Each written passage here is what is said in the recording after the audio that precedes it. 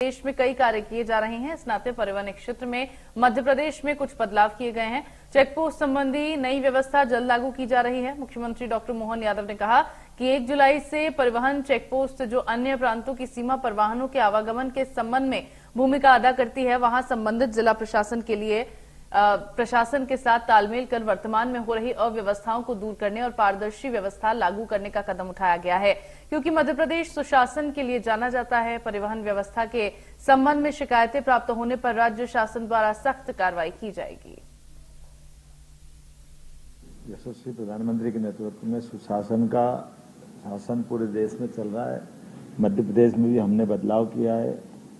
कल 1 जुलाई से विभिन्न जो आरटीओ के चेक पोस्ट हैं, जो राज्य से बाहर के आवागमन के वाहनों के लिए अपनी भूमिका अदा करते हैं, इन सारे चेक पोस्ट पर सभी जिला प्रशासन के साथ हमने तालमेल करने के लिए और यहाँ होने वाली अव्यवस्थाओं के लिए, खास करके जबरन वसूली के या अन्य प्रकार की जो शिकायतें मिलती रहती है, इनको सबको दूर करके साफ सुथरे ढंग से जो आरटीओ का अपना मूल काम है, उस काम को करने के लिए प्रबंधन किए गए हैं। मैं आपके माध्यम से बताना चाहूंगा कि मध्य प्रदेश में शासन सुशासन के लिए जाना जाता है और मेरी अपना प्रयास है कि जहां जहां भी कोई शिकायतें आएगी, सरकार वहां सख्त कार्रवाई करेगी।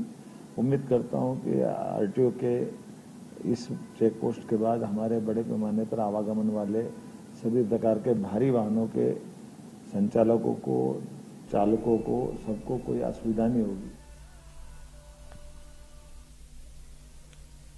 वहीं सोमवार से शुरू हो रहे विधानसभा सत्र को लेकर मुख्यमंत्री डॉक्टर मोहन यादव ने कहा कि ये लोकतंत्र की खूबसूरती है कि विपक्ष हमारी कमी निकाले, हमें बताएं, हम और बेहतर काम करेंगे। मजबूत विपक्ष होना चाहिए। कांग्रेस अपनी बात करेगी, विधानसभा में हम अपनी बात रखेंगे।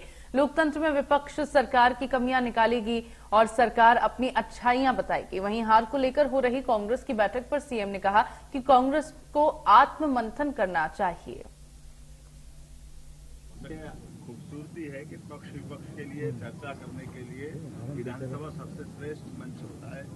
सदन के अंदर वो अपनी बात कहेंगे, हम हमारी बात कहेंगे। अगर विपक्ष अपनी बात नहीं कहेगा तो ऐसा लगेगा लोकतंत्र अधूरा। इसलिए उनको उनका हक है। मैं हमेशा ही चाहता हूँ लोकतंत्र में कि विपक्ष हमारी कमियां निकाले, हमको बताए, आगाह करे कि हाँ ये आपकी कमी है, त्रुटि है। सरकार अपनी अच्छाई बताएगी। हो सकता है उनकी कोई सकारात्मक कमी हो तो कंसिडर करेंगे, उससे और आगे अच्छा बन करके, क्योंकि सरकार 5 साल चलती और इतने सारे विभागों में सारी बातों को लेकर चलने के लिए सरकार सब प्रकार से सन्नद्ध है अपनी सारी अच्छी बातों को लेकर के। और जनता ने तो उसका प्रमाण दे ही दिया है। 29 की 29 लोकसभा जिस प्रकार से जनता ने जीती है, इसका मतलब जनता हमारे साथ है, भाजपा के साथ है, भाजपा की सरकार के द्वारा चलाई गई नीतियों के साथ है।